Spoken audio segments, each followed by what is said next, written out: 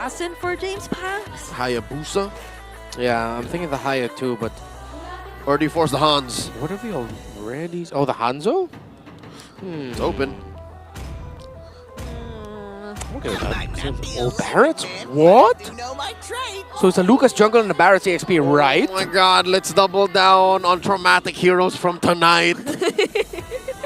Well, it's not in the same role. Oh wait, it is! It is! It doesn't matter, bring it up. They just switched it up. Yeah, they're both here. And they're both in the same lineup now. Why would they do this? What are they trying to bite down on? Why the -1? Why the committal? Why the full committal on this? Okay. Is it a good matchup against the Hylos? I'm already thinking the Sicilian is the happiest out of everyone in this draft. Sure. Because it's just like, all right, cool, you get a Barrett's, but I'm going to just be here and hit you from a distance. You know what Sicilian's worst enemy here in this matchup is? What? His mana. Yeah. Yeah. His mana, and if somehow Ewan messes up the distancing. To be fair, you have to acknowledge that the lineup rating for AP Bren, it does favor them. They're very beefy, very meaty, and of course, actually, one thing I learned, the Harith actually skews a lot of the His numbers. lineup stats. Yeah. With how good Harith is He actually provides is right so much to a lineup, but just the same, the concept is there. The math checks out. Despite the Sicilian's dead zone right in front of him, we're foreseeing this to be a great and easy game for Yue and the rest of Aurora. Game number 2, match point for the new kids on the block in AP Bren. One more. This game win and they take the series. It's almost a full melee lineup for AP Bren. Yeah, full dive again. That's why we were thinking that they might even consider the Faramis, but at least they get a little bit more burst this time around, and burst that you can hit from a safe distance. Good control.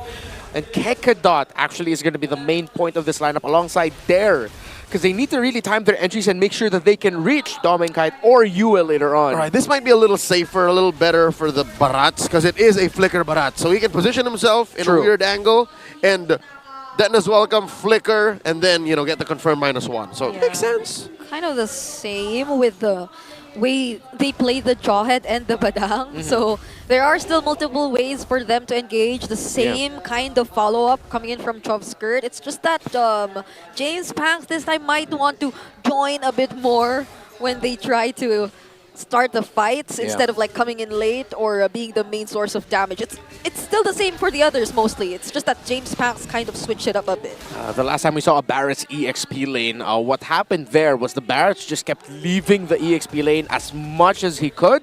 That was Lord JM, and committing into rotations into the mid lane so that they can get an easy 4-man advantage, surprising their opponents. And so far, it looks like that's what they're planning right now. They actually want to give a little bit more farm to Dare through the mid lane alongside Jovskirt. Double laning on an XP laner.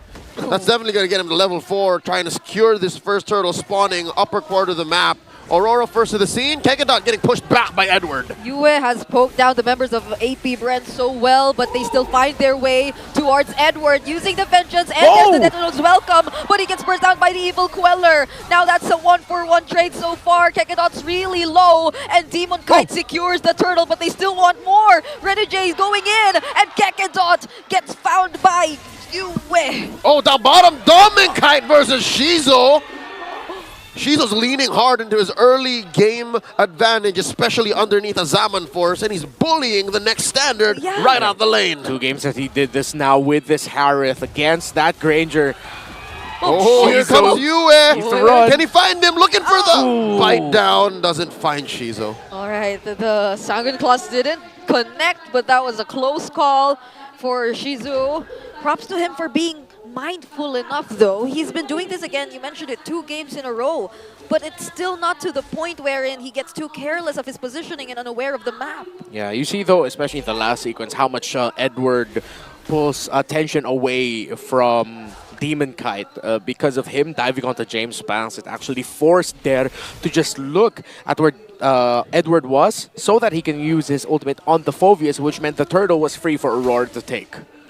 So far, Aurora stepping on the gas, finds one, choke skirt, forced out underneath that glorious pathway, revitalized by Kekadot, and a charged up Quella taking down Chove. Yue has been on point with those sanguine claws every single time prior an objective. It's either he catches two and then gets to bring them down to half HP or less than whatever damage he dealt. That already means a lot to Aurora, and now it was just so.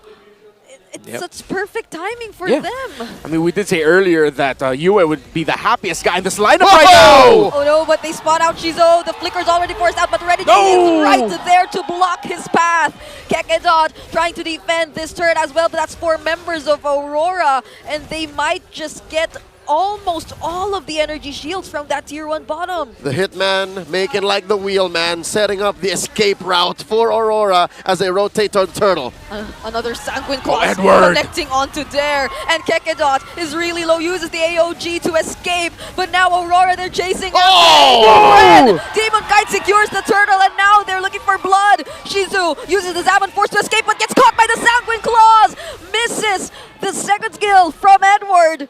But still, that's dominance from Aurora. He ain't there anymore. He's gone. Alongside James Panks, who has to constantly put himself in the way of harm. Because that's the nature of this hero. Until he has the items to tank up, he's going to keep going down like Shizo underneath his own tier 1. Aurora now stepping on the pedal of aggression. Renegade on point with the rotations. Yue again! Kekedot doesn't feel too tanky, forces out the Revitalize, and they get to punish Edward. Unleash the beast coming in from James Panks. But still, Yue survives, but not for long. There's Chop Skirt with the Cursed Blast, and that's a 2-for-1 trade, but they lost James Panks. All right. Under regular circumstances, that would have been a very messy push for Aurora, but they're able to get away with so much given how much they have been taking down AP Bren in the past minute. They're up by almost 4,000 gold, and lane per lane, I think they're all up, except for XP. AP Bren now feeling the wrath of a very aggressive and ticked off Aurora. It feels like that we're seeing. Yue, yes, of course, we've highlighted him already a fair amount. Again, the Sicilian is so happy here, and he's been on point with the Sanguine Claws and the Bat Impact. But another one I really want to highlight here is Edward has just been a menace. He's maximized, especially the last big team fight that we saw.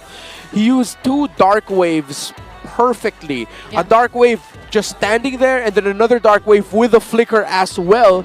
It really just goes to show how much of a problem this Phoveus is. And when the Phoveus from afar is getting a lot of supplemental damage from the Granger, from the Sicilian, then Edward, alongside the Sicilian, is the happiest guy in the lineup. Yep, this feels like one of the most significant changes in terms of the draft coming in from Aurora compared to game number 1. This time around, Shizu actually has to think of someone.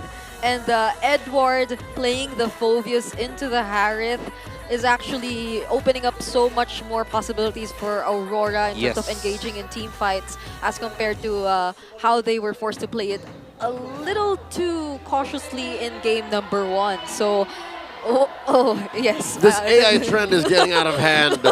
That's AI? Yes. 2 of these pictures are real. Yeah, only 2 of them, right? Moving on. About 40 seconds until the game resumes, and congratulations, you two. Here's the thing. It's not too late just yet. Did he say yes, or is he... Did he or did he not? I think the other guy's blushing. I think he did. All right. Here's the thing. I don't think it's too late for AP Bren. I think AP Bren can still... Yeah, confirmed you did. Yeah, I think AP Bren still has it. It's just... Maybe if Derek can pull it off. But he doesn't have the right hero. Yeah. AP Bren... It's more single. It's more target single now. target. Well, they're unpredictable like that, so I wouldn't like entirely That's right. count out the... What they're capable of, even they don't know. Exactly. It's possible. You're right, Brigida. Yeah, so I don't know. I'm just waiting for everything to unfold, but as it's looking right now, still Aurora clearly in the lead, and unlike game number 1, they're much eager to convert objectives early on, so map control might be going into their hands a bit more early too. Amazing lead, especially for gold lane. That's almost 2,000 gold between Dom and Kite and Shizo. Oh. And this time, Dom and Kite ain't playing halfsies, man. He's rocking an early Sky Piercer. Uh-huh. You can just go ahead and snowball out of that. And again, I'm just going to be repeating the same problem for AP Bren. They can't reach Yue. They can't just send Kekedot to dive because, again, that puts a lot of pressure on the rest of the line. Now, Aurora will get all turtles in this game. And AP Bren are just going to try to get resources elsewhere, try to get a push. Minion wave's not favorable up top, so they're looking towards the mid. They can commit one more heavy play to try! Oh, there's the flicker Daytona's welcome coming in from there, and the follow-up avatar of the Guardian. So but tanky! Renegade cutting away or cutting off the members of AP Bren. Might just be enough for Aurora to find the counter engage. Dear Lord, they threw everything but the kitchen sink, and only Edward fell. Aurora telling AP Bren, let's do it again. It took them everything just to take down Edward. That's all the ultimates committed on the side of AP Bren just for that one guy. And again, we mentioned AP Bren can commit one more thing. Unfortunately, that one more thing didn't go so well for them. It was an EXP for jungler trade. Now they're at the point where their next engagements have to be a little bit more cautious. Looking at the items, he had to skip the Hunter Strike, did James Banks, wait straight into the War Axe. Already on the way to the Sad Sword is Demon Kite. Sicilian only has the glowing wand, surprisingly enough. He's really maximizing the crowd control he has. And in terms of the gold laner, only one item for Shizo, while already 3 for Dom and Kite. Oh, that's the Daytona's welcome used to escape from there. And this is the way you like to see Aurora playing. Very focused on the objectives and rotating fast enough for the enemies to not keep up. This is the way. Demon Kite stole the orange from James Panks. So James Panks is starving right now. It's not like the Lucas is doing great anyways. It's just all the more worse for AP Bren.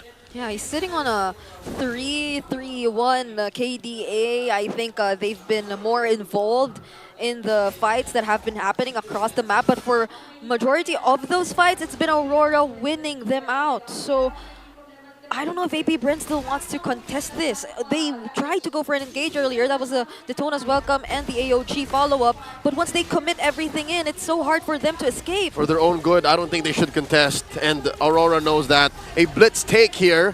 While kick it on James Panks. Check in range. AOG! Oh, they do not contest, but they still want to look for the kills. Yue will be the first to fall. And the rest of the members of AP Bren are trying to run away because Keke Dot as well as James Panks Dear are... God! But they can handle it. They can deal enough damage. And they take out 3 members for 2. James Panks, he bumped into the wall. That's why he couldn't complete the kill there onto Demon Kite. But Aurora still got the Lord and they can march forward with 2. With how much they can get, that's the biggest question, as the members of AP Bren will be a full 5-man in 3 seconds. Again, none of us on desk ever said, hey, if James Panks can bite down on the 3 of them and kill them, that would be a comeback for AP Bren. They did just that.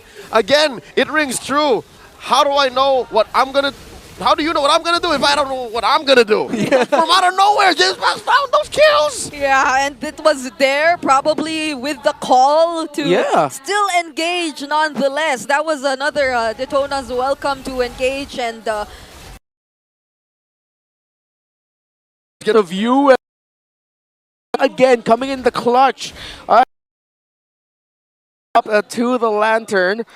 For the Granger, already up to a Sea Halberd. Yeah, that's why Chokescore got blasted, man. What's next? That an endless battle? Yeah, it looks like an endless battle with a Ogre. Disgusting. This is as good as a double poke lineup can get. Yeah, you have the Glorious Pathway, you have the consistent body in Edward, and then here you go. Oh no, Gekadot won't be able to cast the AOG. He already pressed it, but the damage was just too much from Aurora. They didn't let him go.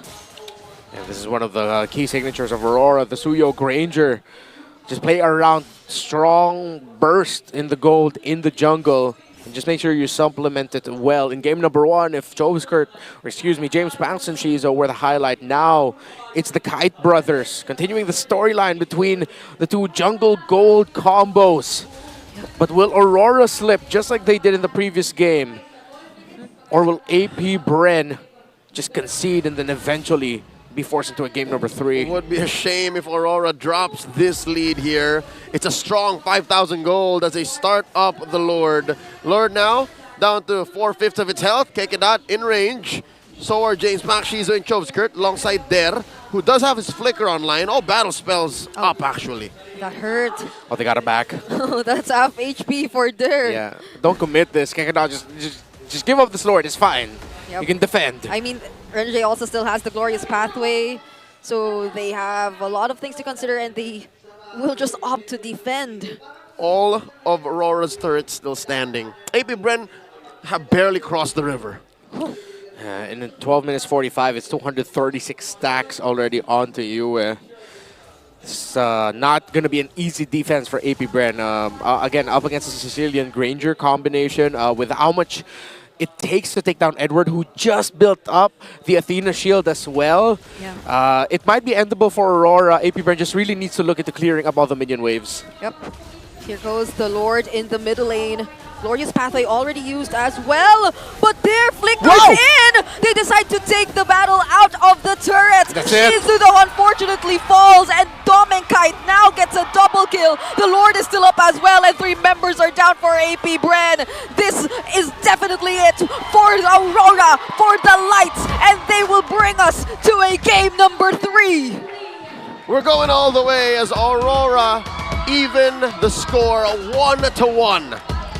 After a week where we saw a lot of 2-0 results, it's very refreshing to see the very first day of week number 2 to go both into 3 games. And this time AP Bren, though, felt the wrath.